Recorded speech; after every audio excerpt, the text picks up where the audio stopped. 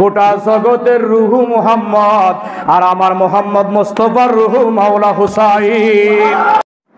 কথা বলেন, সমস্যা আছে? এজিদের অনুসারীদের উপরে লানত দিতে সমস্যা আছে? এইখানে আইসা সুফিগিরি করলে হবে না। এই জন্য যারা ইয়াজিদের দোষর আছে তাদের উপরে কিয়ামত পর্যন্ত যদি আপনি লানত বর্ষণ করেন, এটা নামাজের মতো ইবাদত হয়ে যাবে। আল্লাহ ইয়া রাসূল আল্লাহ, আল্লাহ ইয়া হাবিব আল্লাহ, আল্লাহ ইয়া রাসূল আল্লাহ। কথা বলেন, সমস্যা আছে? এজিদের অনুসারীদের উপরে লানত দিতে সমস্যা আছে? এইখানে আইসা সুফিগিরি করলে হবে না। এখানে আইসা সুফিগিরি করলে হবে না, কারণ সুফিদের যে মূল গোড়া, সেই গোড়াই কেটে দিয়েছে তারা, তো তাদের সাথে সুফিগিরি দেখায় লাভ নাই। এই জন্য যারা ইয়াজিদের দোষর আছে তাদের উপরে কিয়ামত পর্যন্ত যদি আপনি লানত বর্ষণ করেন, এটা নামাজের মতো ইবাদত হয়ে যাবে। তাদের উপরে লানত বর্ষণ করলে কি হবে? নামাজের মতো ইবাদত হবে, রোজার মতো ইবাদত হবে, হজের মতো ইবাদত হবে। এই জন্য যারা ইয়াজিদি মার্কা, তাদের উপরে আল্লাহর লানত দেওয়া দরকার আছে না নাই? এই লানত দেওয়া দরকার আছে না নাই? নাকি সুফিগিরি দেখাইবেন? হ্যাঁ, সুফিয়া, এই সুফিয়ানা, এই সুফি তত্ত্ব যারা জন্ম দিছে তাদেরকে আপনি কতল করে দিয়েছে, আর আপনি তাদের সাথে সুফিগিরি দেখাবেন না? আল্লাহ আমাদেরকে হেফাজত করুক। জোরে বলেন আমিন। আপনারা বলেন, তাইলে এজিদের দোষর আছে না নাই? এখন বলবেন হুজুর নাম ধরে বললে ভালো হইতো। নাম ধরে বলার দরকার নেই, আপনি বুঝবেন, মসজিদে গেলেই বুঝবেন কোনটা এজিদের দোষর। এই মৌলবীর দাড়িও আছে, এই মৌলবী সাহেবের টুপিও আছে, এই মৌলবী সাহেবের জুব্বাও আছে, এই মৌলবীর নামাজ রোজা হজে যাকাতে কোনো কমতি নাই, কিন্তু মৌলবীর মুখে হুসাইনের নারা নাই, মৌলবীর মুখে হাসানের নারা নাই, কারবালার মোহাব্বতের নারা নাই। এই কারণে মৌলবী মুনাফিক, আর এই মৌলবীদের পিছনে নামাজ পড়াও হারাম। মৌলবীদের পিছনে নামাজ পড়া কি? জোরে বলেন কি? পড়বেন জেনে শুনে? এদের পিছনে নামাজ পড়বেন?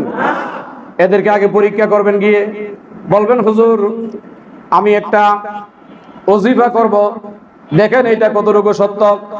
এইভাবে বলবেন, ইয়া আলী আল মাদাদ, ইয়া ফাতেমা আল মাদাদ, ইয়া হাসান আল মাদাদ, ইয়া হুসাইন আল মাদাদ, ইয়া গাউস আল মাদাদ, ইয়া খাজা আল মাদাদ, ইয়া মুর্শিদ আল মাদাদ।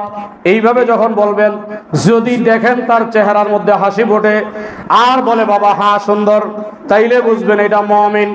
আর যদি বলে না এটা শিরক, তখন বুঝবেন এইটা মুমিন না, এইটা হলো শয়তান। এটা কি? যদি বাইতুল মুকাররম মসজিদের ইমাম হয়, কাবা ঘরের ইমাম হয়, আশেপাশের মসজিদ তো দূরে, যদি হুসাইনের কথা তার পছন্দ না হয়, আহলে বাইতের কথা পছন্দ না হয়, কাবা শরীফের ইমাম হলেও নাজাত। জোরে বলেন নাজাত নাই। জানেন কি বলেছে আল্লামা জামি? আল্লামা জামি বলেছে, আসসালামু আলাইকুম রূহে আলম ইয়া হুসাইন, আসসালামু শানে কে বেলা ইয়া হুসাইন, সালাতুন ইয়া রাসূলুল্লাহ,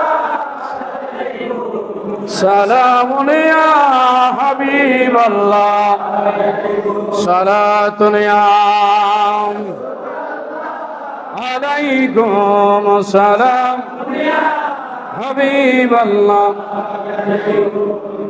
আল্লামা জামি বলেন, মুহাম্মদ কাউনাইনে জানে আলম, হুসাইন ইবনে আলী জানে মুহাম্মদ।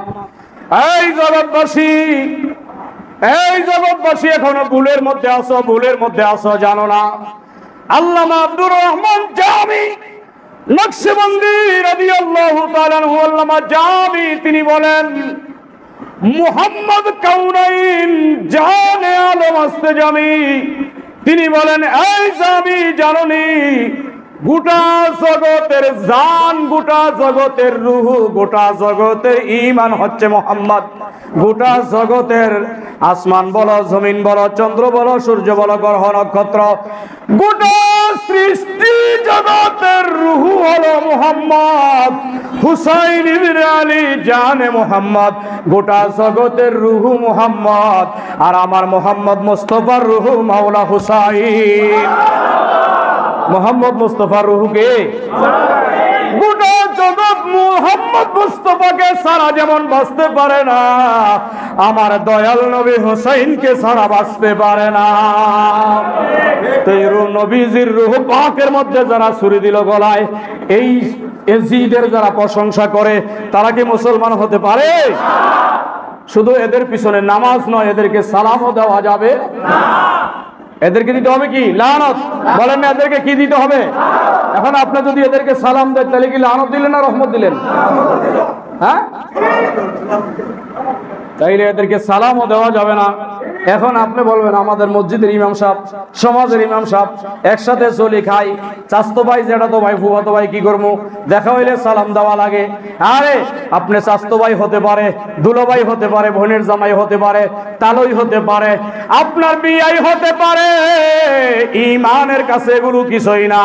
মনে রাখবেন, মাওলা হুসাইনকে যারা শহীদ করেছে, এই হুসাইনের বিপক্ষে যারা আছে, আপনি যদি হুসাইনের মোহাব্বত বিসর্জন দিয়ে আত্মীয়তা রক্ষা করতে যান, কিয়ামতের ময়দানে যদি রাসূলুল্লাহ প্রশ্ন করে, আমার হুসাইনের মোহাব্বতকে বিসর্জন দিয়ে তুমি আত্মীয়তা রক্ষা করেছো, তোমার আত্মীয়তা বড় ছিল নাকি আমার হুসাইনের মোহাব্বত বড় ছিল? এই জগৎবাসী, আবু বকর সিদ্দিককে জিজ্ঞাসা করো। চারটি হাদিসে পাক হযরতে আবু বকর সিদ্দিক এই হাদিসের রাবী। আবু বকর সিদ্দিক বলে, লা ইউমিনু আবদুম মিন আহলিল বাইতি ইলা আহলিহি ওয়া ইলা আহলি মুহাব্বতি। আবু বকর সিদ্দিক বলে, তুমি ততক্ষণ পর্যন্ত ঈমানদার হইতেই পারবা না যতক্ষণ পর্যন্ত তোমার নিজের থেকে, তোমার নিজের সত্তা থেকে তুমি আহলে বাইতকে বেশি মহব্বত না করবা, তোমার নিজের সত্তা থেকে তোমার নবীকে বেশি মহব্বত না করবা, তোমার আহলে বাইত থেকে, তোমার আহাল থেকে নবীর আহালকে বেশি মহব্বত না করবা, তোমার আত্মীয় থেকে নবীর আত্মীয়কে বেশি মহব্বত না করবা, তোমার সমাজ থেকে নবীর সমাজকে বেশি মহব্বত না করবা, তোমার জান থেকে নবীজির জান হুসাইনের জানকে বেশি মহব্বত না করলে তুমি ঈমানদারই হতে পারবা না। তুমি যদি আত্মীয়তা, বন্ধুত্ব রক্ষা করতে গিয়ে হুসাইনের মোহাব্বত বিসর্জন দাও, মনে রাখবা হাসরের ময়দানে লজ্জিত হয়ে যাবে। মাওলা রাসূল পাকের শাফায়াত তোমার নসিব হবে না। মাওলা রাসূল পাকের শাফায়াত যদি নসিব হতে চায়, হুসাইনের মোহাব্বতের কাছে আত্মীয়র মোহাব্বত কিছুই না। আত্মীয়র মোহাব্বত কেটে দেন, বন্ধন ছেড়ে দেন, বাপ হোক তালাক দিয়ে দেন, মা হোক বাপ দিয়ে দেন, বউ হোক তালাক দিয়ে দেন। হুসাইনের মোহাব্বত যদি না থাকে, এই স্ত্রী নিয়ে ঘর্ষণ করলে হাসরের ময়দানে লজ্জিত হয়ে যাবেন।